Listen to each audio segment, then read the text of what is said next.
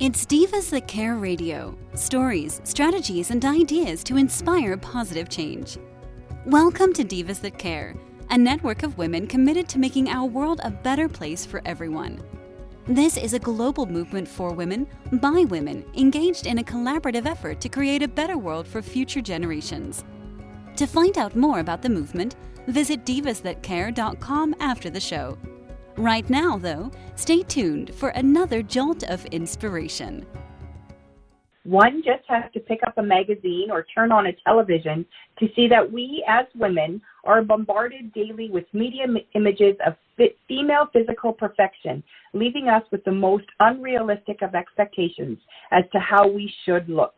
No wonder female body confidence is failing while incidents of eating disorders are on the rise.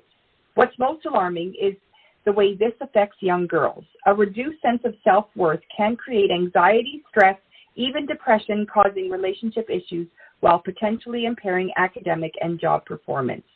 In direct contrast, Confidence in Bloom is designed to send the opposite message to any woman of any age, shape, or background who has ever felt inadequate, unworthy, or tossed aside because of how she looks. You matter. You are enough now. I, Tina Spolatini, a woman of substance, insist that women deserve to be happy, confident, successful, not to mention so totally in love with themselves in their own bodies, just the way they are. Through an ongoing series of intriguing conversations with women from all walks of life who are all extraordinary in their own right, I will take us on a journey of ultimate self-acceptance and empowerment. Together we'll share the stories, laugh, learn, maybe even shed a few tears when you realize just how far many women have come to realize just how wonderful life is when you stand in your own power, feeling fantastic in your own skin. Today's guest is Renee Reich. I am so excited to talk with Renee. She's got wonderful energy, and she is also an author of a book, Finding Your Own Voice. For over a decade, Renee has been cultivating and inspiring individuals and teams with her contagious energy. Having spent more than 25 years in corporate America, Renee decided it was time to step away from the corporate ladder and instead dedicate herself to helping others. She started her professional training and speaking as an instructor at Women Helping Women, where she volunteered her time to help the unemployed and underemployed find and keep their jobs. Renee's life has not been without its challenges. After experiencing a devastating illness that took away her voice and then the loss of her best friend and father, Renee chose to follow their examples and never give up. Today, she helps others do the same, showing them that no matter how life may seem to be closing in, there is always a way out. Welcome, Renee.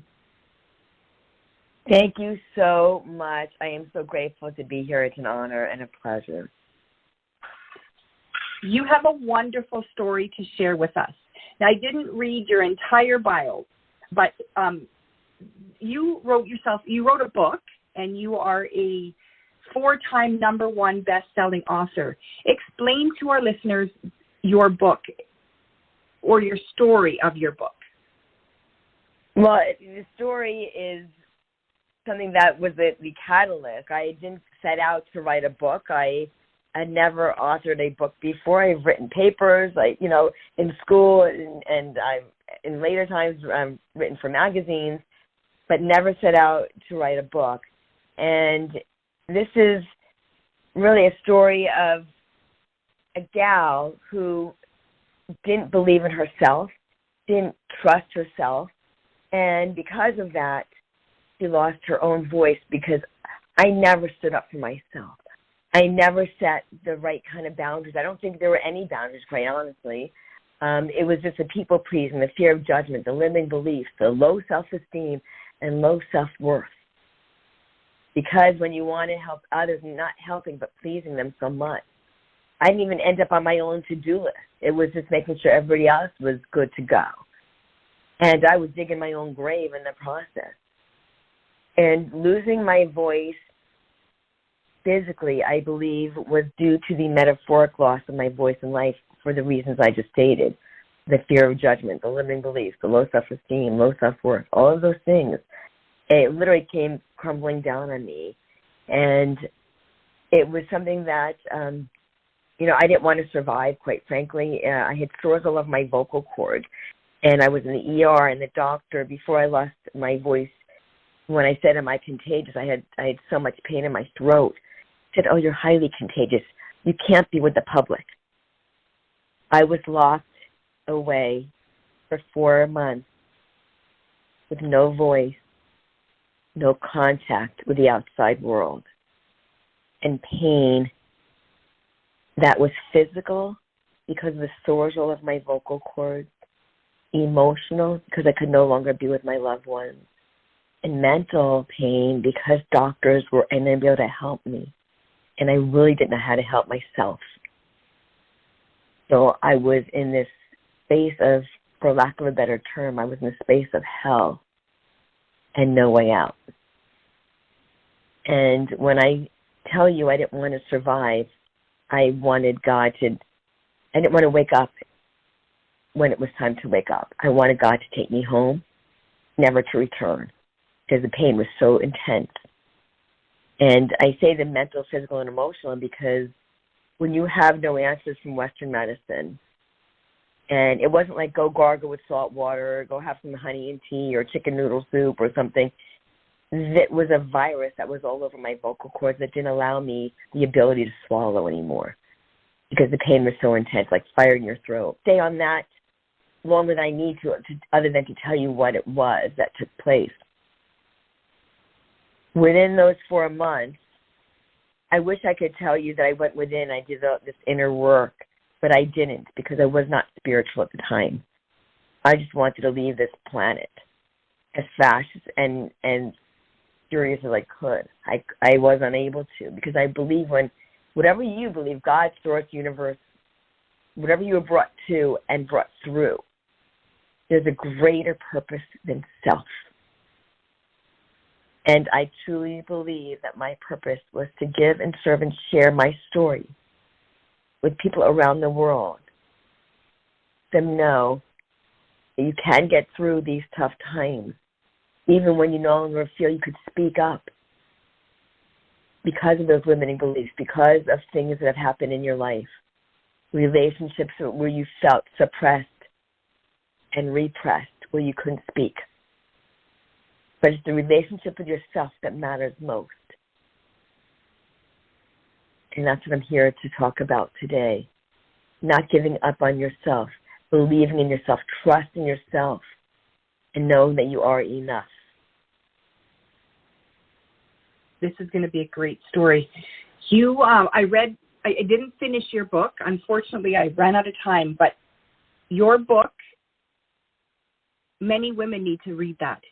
Right, to understand, we don't look at ourselves as a person. We look at ourselves almost like a machine that is here to serve others and not satisfy or create any kind of happiness within ourselves until something terrible like this happens to you. Right? Exactly. 100%. 100%. The book, I titled it Finding Your Voice because that's a process, finding, right? It's a process of finding your voice. And the subtitle is Unlock Your Chains and Unleash Your Greatness. So finding your voice, your chains, and unleash your greatness. The original title was going to be Unlocking Your Chains and Unleashing Your Greatness because that is a process I felt too. But then unlock and unleash, it's an action. Finding is the process of unlock your chains and unleash your greatness. It takes action to do that. Just sitting still and waiting for it to happen isn't going to happen. The book is very powerful and empowering because within the pages, after each chapter, and they're very short chapters, I think it's like a page and a half, and you can attest to that, page and a half to 2-page chapters. They have 11 chapters. They're really short. At the end of each chapter, I pose questions to the reader because it's my way of taking your hand and walking through your own journey with you in finding your voice. And right. The questions are pertaining to your own journey in life, not about the book, but how what you just read pertains to you in that journey. Right, because we're not all going to go through the same situation, but the story has the same meaning to us. Absolutely. So in the book, that's why well, I was going to say really quickly, that's why I left 3 to 4 line pages. The chapters are short. The pages to write your answers on are longer, because I wanted you to be able to go back to it and date it. On 3/29/23, how would I answer that question? Maybe a month from now, 3 months from now, 6 months from now. You go back and you answer it again, and you date it again, and you could see how far you've truly come, because we, especially as women, do not give ourselves the credit. What we do is we compare it to others and say, how come I still didn't do this? You still didn't do that.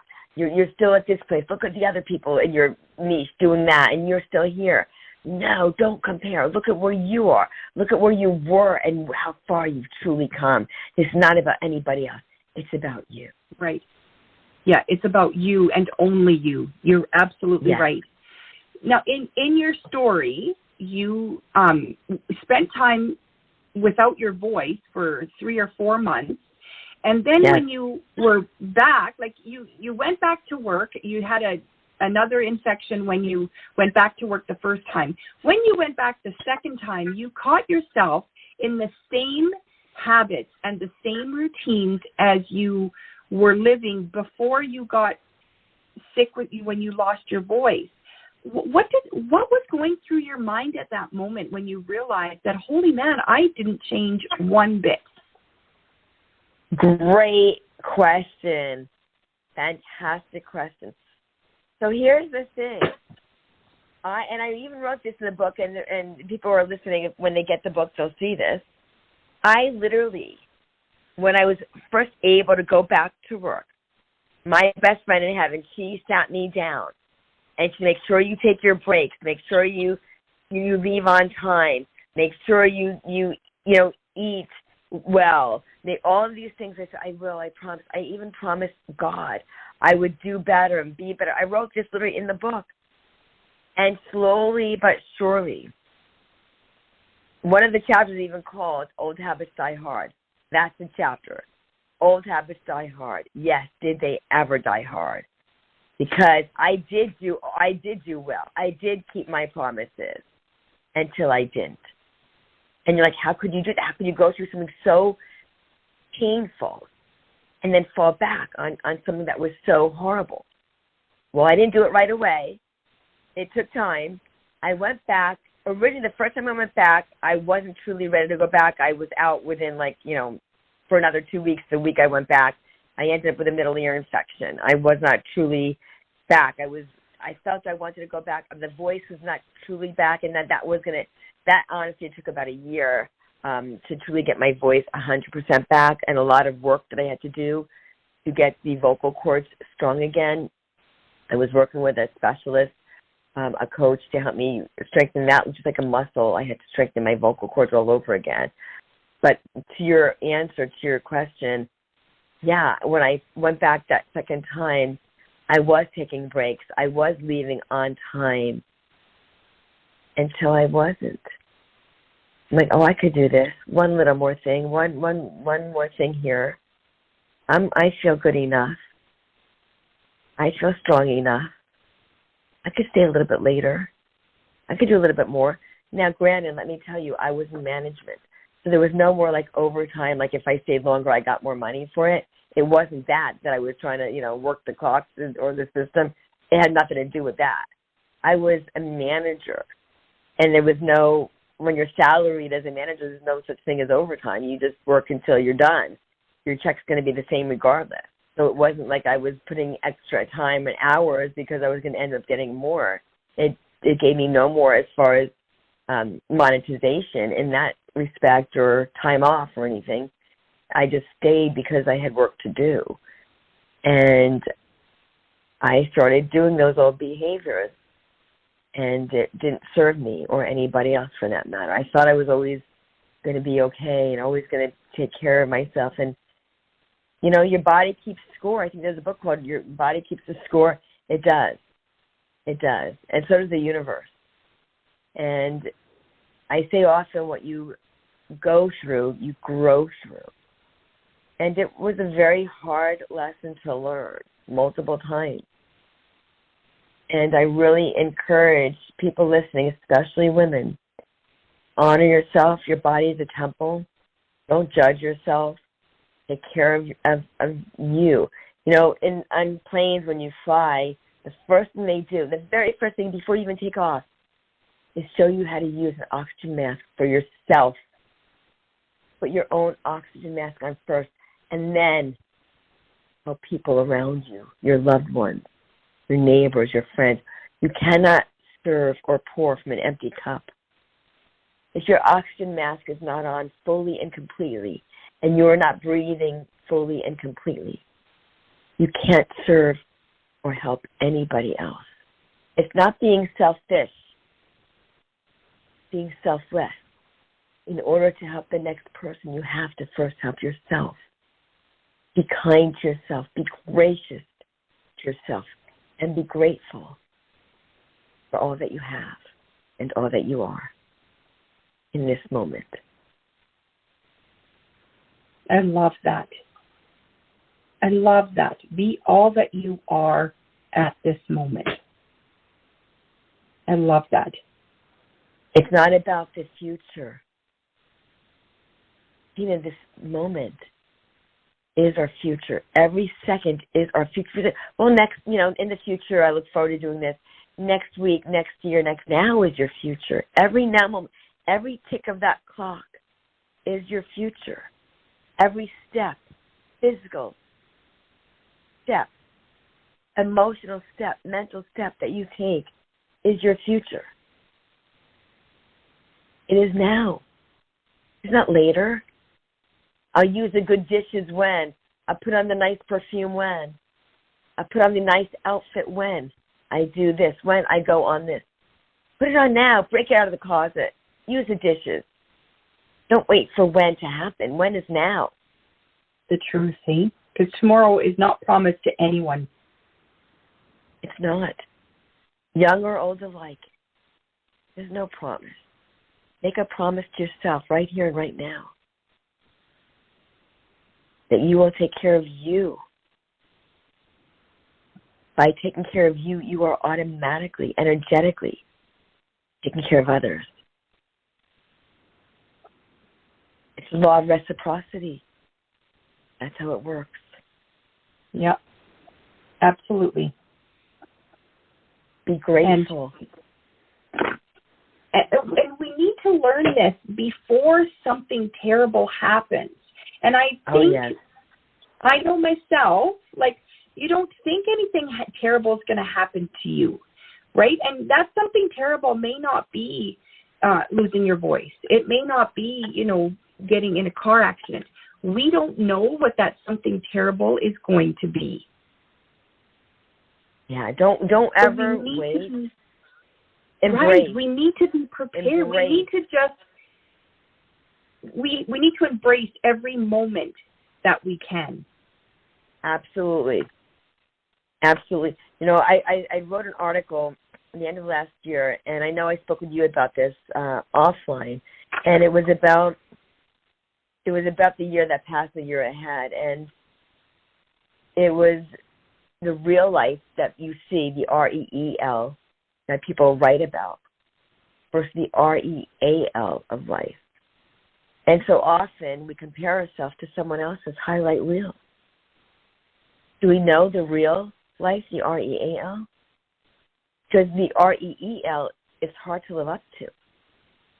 When you scroll on social media, that's a good way to feel worse about yourself, looking at somebody's highlight reel. But what about the real life?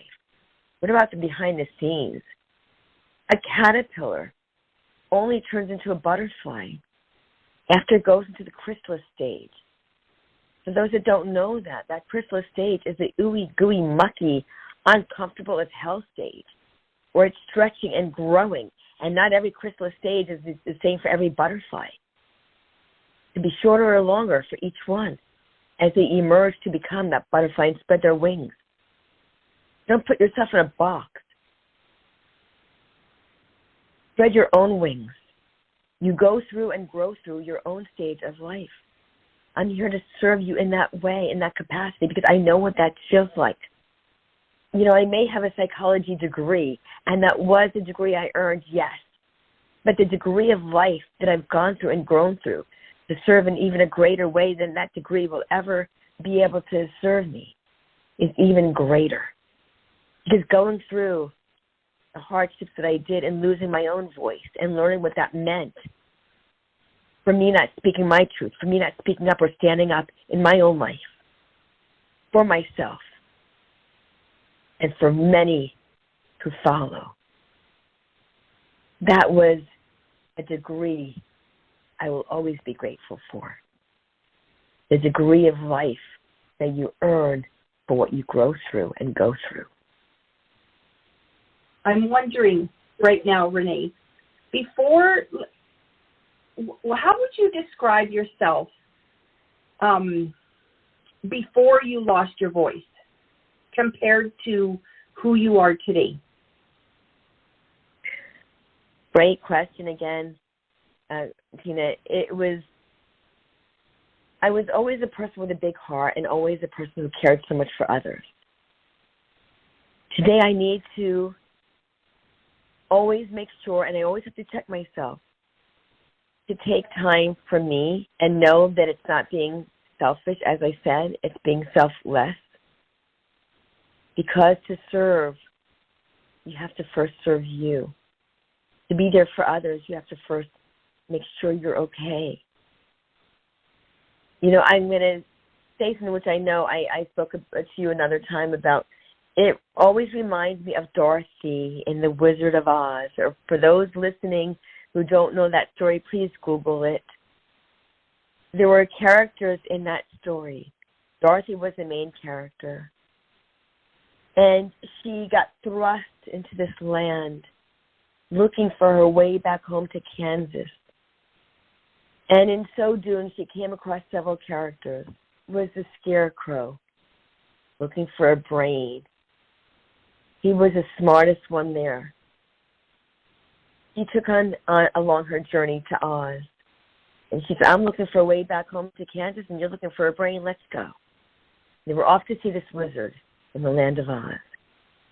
Then she met the Tin Man, who was looking for a heart.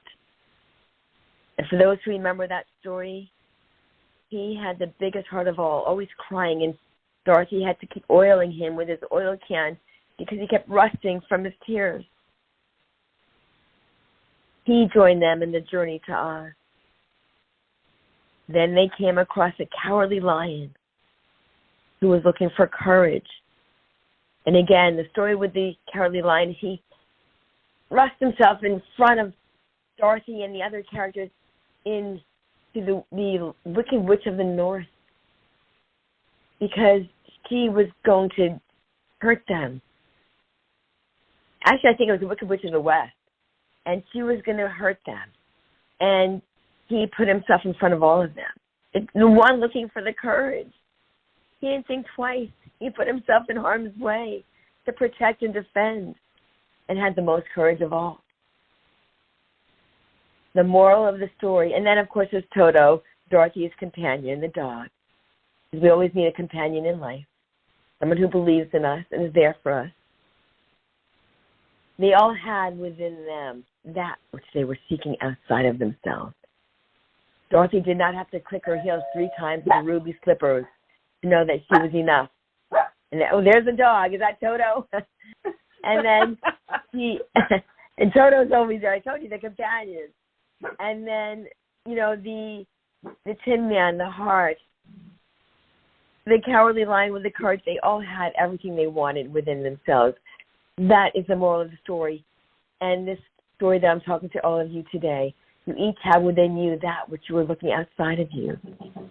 And I would love people listening to reach out because I know the pain you go through. And I'm here to help you with that. I created, as you know, the voice blueprint. The voice blueprint is what I created for those people looking to find their own voice. We each have a blueprint in life. And that's why I created it. It's an individualized program that helps you grow through and release the limiting beliefs that are holding your own voice back in your relationships, in your business, in your life. From vulnerability to empowerment, VOICE, I take you along that journey in finding your own voice with courage and confidence. Vulnerability to empowerment, right? Like, yes, nobody likes to be vulnerable. That is the hardest position to sit in, right? But to move that's why empowerment. That's the first thing I address with people is vulnerability. You can't say, I just want to get to empowerment. I just want to get courage. I just want to feel better. Well, let's get real with each other. That's why I offer the one-on-one coaching. That's why I created the Voice Blueprint. Not everybody likes to be in a group. They don't like to be vulnerable. So let's get real with each other. This is the time. Not I'll do it later. If you're listening to this broadcast, this podcast, there's a reason that you were brought to it. Just as there was a reason I lost my own voice. How often do we, especially as women, lose our voice in life? In those relationships, with our family, in our job, with our children, just taking care of everybody else, but never us. As I said, I was never even on my own to-do list. I had to do for everybody else. I felt I had to do. You have to take care of yourself first and foremost. And that's a hard lesson to learn, isn't it? Oh, my God. Was it ever? Not to be able to swallow your own saliva. I couldn't even swallow it. You don't know how often you swallow until you're unable to. And when Western medicine can't help you and you can't help yourself, you don't even know where to turn anymore. But it was in losing my voice. That was the beginning of the journey of finding my voice. And now helping others to find theirs.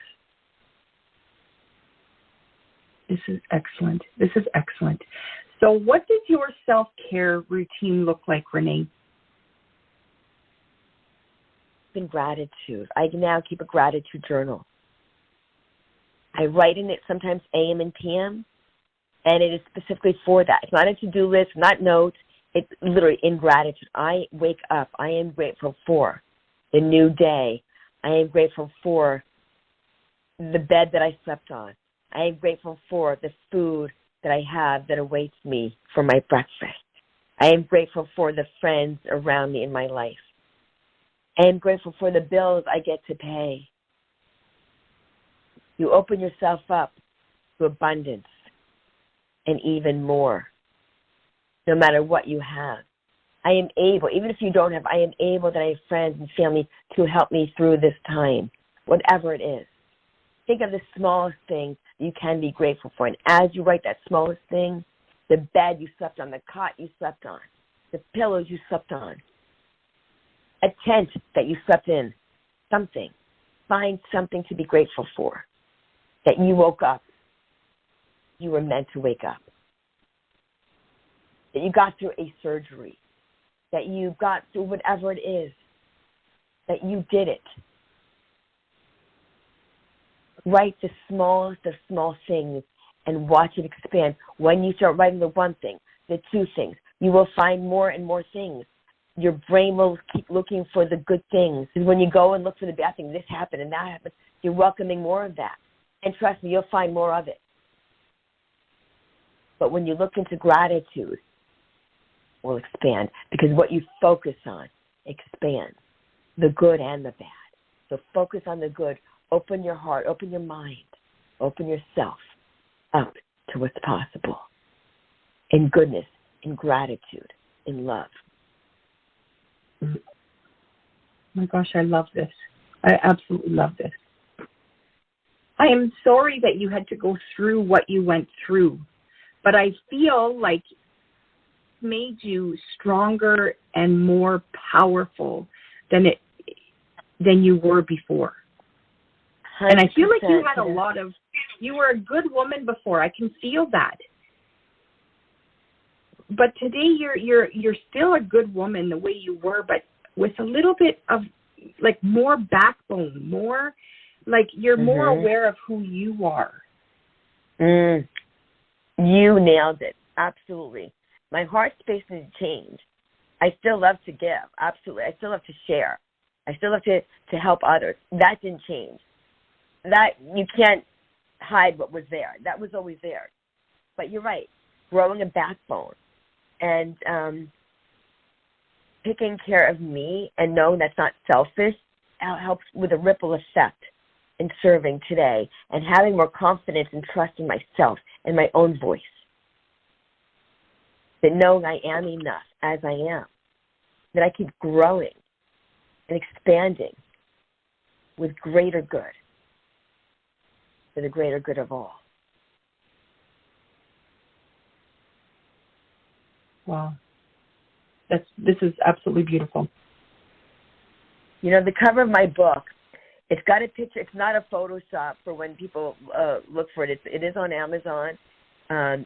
It's a picture of me standing in a dress on a beach with my arms in the air, looking up. And on the top, it says, finding your voice. And right below it says, unlock your chains and unleash your greatness.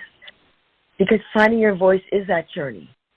Looking up, and it's like, I found my voice. I found who I am. Like Dorothy and the Wizard of Oz, we are here to walk each other back home to ourselves, to who we truly, authentically are. That's power, finding your voice.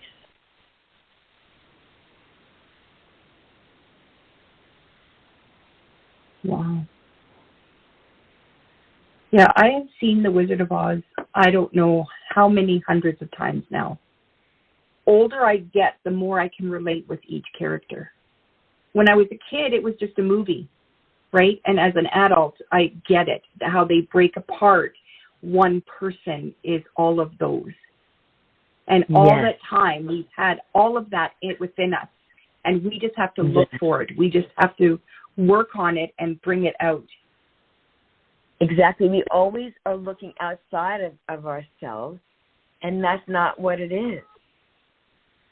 You don't ever want to do that.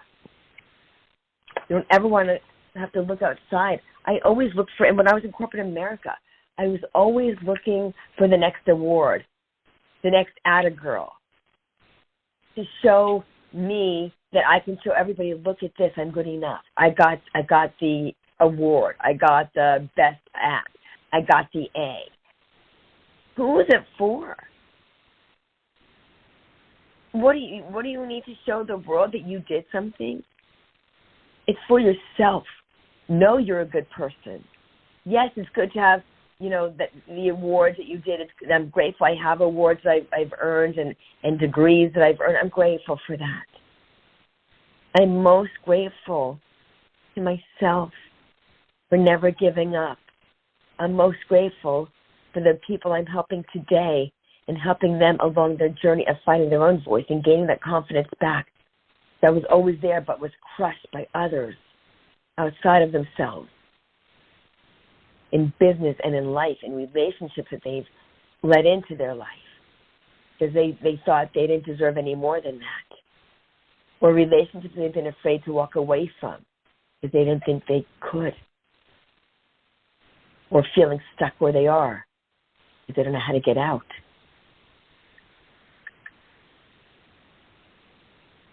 This is a journey. This is a process, and I'm here to help people through that journey and that process because I've developed that blueprint, because I've walked through it. I've taken so many clients through it and seen the results. It's really something powerful and empowering in this process. That's awesome. I just love it. So that is now what you're doing. You're coaching women to find their voice. Absolutely. I work with one-on-one. I've done groups as well. However, what I found with the group coaching is that not everybody wanted to share their voice. And if this is a voice blueprint, which I created for men too, because some men have opportunities, because they have it machismo, that they're supposed to be able to be the man, be the macho guy, and they are afraid to be vulnerable. So it's for men too. I say mostly women because that's the corporate world I came from in my role as a woman in corporate America, not speaking my own truth. But certainly there are men out there that I have helped as well, because it's the same thing. It's a different energy, but it's the same situation, almost worse in a way, because they feel they have to be that macho guy, has to bring home the bacon, so to speak, has to be the breadwinner in the house. And that kind of is a tough thing for a lot of guys. So I don't want to limit myself, say I can only help women. For sure, no. I've helped men and women in the corporate world in finding their own voice and coaching them. I've spoken to organizations about this, so with the courage and the confidence and empowerment. So I do speaking and coaching, and, I'm grateful for all of it. So if people out there say, I'd love her to speak at my event, I'd love to be able to do that. I do a lot of virtual events as well. So no matter where you are, if you're hearing this podcast, please reach out. It's very powerful and empowering to be able to serve others from the space that I came to. I'm from, and I'm grateful to be able to do it now with a stronger, more confident voice than I ever had before. It's, as I said, it's grown through what you go through in your journey to serve in a greater way, and that's where I am today. Well, you've come a long way. Thank you so much. Say? This book, oh, absolutely. This book is empowering. I encourage your listeners to grab their copy. It's an 83-page short, easy to read book. However, it is a powerful book. So you will find yourself in the pages of these 83 pages, and I leave, as I said, 3 to 4 line pages for you to write the answers after each chapter, because you will find yourself and a lot of your own voice in this book. So it's a great opportunity for you to start that journey. And I also encourage, the word encourage has the word courage in it, if you notice, to find the courage and encourage your listeners to reach out to me. And I know I've given you my links for them to connect with me, and I offer a 30-minute complimentary call to connect. So please reach out.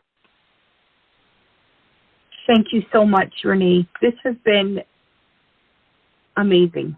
I feel so almost relieved to hear your story and to let our listeners hear your story. I don't think we can be told enough to really understand how important it is for us to fill our own cup. And filling our own cup means we serve from the overflow and not from inside the cup. Yes, exactly. That's what it is. But we, especially as women, are the caregivers for the most part. We don't think about that. No, I got to take care of this. No, I'll take care of me when. I got to do this first. We always have to do something else first. And then maybe we make our list and maybe we don't. Maybe we find room in the day to take care of ourselves and maybe we never do. The laundry, the lunches, the dinners, the meals, the cleaning up, everything. Like, oh yeah, me? Oh, no. I'll just throw my hair up in a ponytail and throw in some sweats. I'll be fine. Yeah. I'll be fine. Yeah. And but you won't be. You know what? No. Because I wasn't. I thought I would be. Oh, I could do this. I could, and I did write this too, that I looked forward to my days off when I was in corporate America, not for days off. I didn't look forward to days off for the days off. I looked forward to days off to see what more I can do. What more can I give to that? I didn't schedule time for myself. I said, well, maybe I can eat in 15 minutes. I can finish real fast. Now I can have more time to do this, that, and the other thing for somebody else. That's what got me into this problem. And I will say the word problem. That was a huge opportunity for me. And until I was in that kind of pain where doctors and Western medicine had no cure. I didn't say this, but I had 20 vials of blood drawn from my body in 3.5 months. And they still had no cure for me. Nothing. They could do nothing. 2 trips to the ER. And vials of blood taken as they were testing for everything under the sun, only to come up empty and say, we can't help you. We have no cure for you. That's why I said earlier in this conversation that losing my voice was, in fact, the beginning in the journey of finding my voice. Well, thank God you found it and you can share it with the rest of us. Amen. Amen. Absolutely. So people can reach out to me at Renee@ReneeRice.com. I'm sure you'll put the information there. It's RENEE at Renee Rice, REISCH.com. They can go to my link tree, has everything on it, the book, my calendar link. So they can go to my link tree, and that will have everything. The connection with me, there's, you can post that. It's you just go https://linker.ee/Renee Rice. And there you will find all of my links, my social media link, my calendar link, my book link, the audio to my book link. I encourage getting the actual book for people if they can, even if they like to listen as well or read it on a Kindle. All those are available, but nothing will actually pale in comparison to actually getting the book in your hands, because you can write your answers down. And when you listen to it, you could listen, but I should also get the book, because you will also be able to write that and go back to it and see your own journey of how far you've come. That's why I encourage the book as well. It's an easy read paperback, and you can even stick it in your purse to carry with you, because it is something you will like to carry with you and refer back to, because the questions are powerful within the tips that you will learn from this. So please reach out. Thank you. Thank you so much. Thank you so much for sharing your story with me today. Our listeners will get in touch with you. Yes, I encourage them to do that. As I said, I have space opened up on my calendar to have them sign up to, get an appointment with me. And then the book is there. The calendar link is there. The Kindle is there. Everything is there. Everything is there for them. So that Linktree is really the best way to reach me, because you will see all the links to reach out. And I encourage them to do that. Everything is there for your taking. And be bold and be brave, and let's connect. This is why you're hearing this. This is why you're listening to this talk today. And this is why I went through this journey. Thank you. Thank you. Thank you. Confidence in Bloom is a celebration of self-love, a confirmation that you're an amazing, desirable, brilliant, gorgeous, talented woman, even though you may not look like a screen star or a supermodel. The truth is, they don't even look like that. We offer unconditional love to our partners, our children, our extended family, even our pets. It's high time we got out of our own way and learned to unconditionally love ourselves. Chic definitely does come in every shape. So if you want something to believe in, start with yourself. If you'd like to be a guest here on Confidence in Bloom and chat with me, contact me through Instagram at infobloomstyling, or by email at tina@infobloomstyling.com, or through the Divas That Care website. Thanks for listening. This show was brought to you by Divas That Care. Connect with us on Facebook, on Instagram, and of course on divasthatcare.com, where you can subscribe to our newsletter so you don't miss a thing.